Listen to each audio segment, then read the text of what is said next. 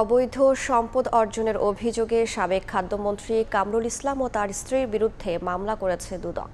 এছাড়াও মামলা হয়েছে সাবেক দুর্যোগ ব্যবস্থাপনা প্রতিমন্ত্রী মহিবুর রহমান, সাবেক এমপি হেনরি ও সাবেক ডেপুটি গভর্নর এস.কে. সুরের বিরুদ্ধেও।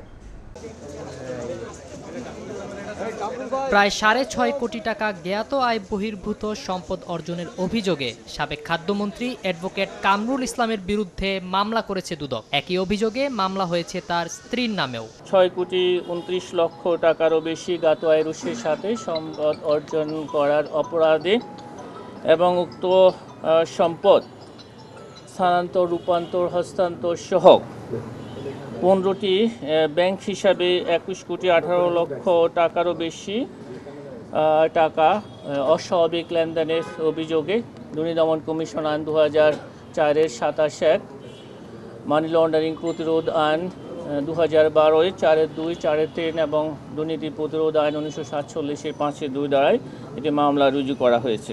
সন্দেহজনক লেনদেনের দায়ে সাবেক দুর্যোগ ও ত্রাণ প্রতিমন্ত্রী মুহিবুর রহমান ও তার স্ত্রী এবং সাবেক এমপি জান্নাত আরা হেনরি ও তার স্বামীর বিরুদ্ধে মামলা করেছে সংস্থাটি।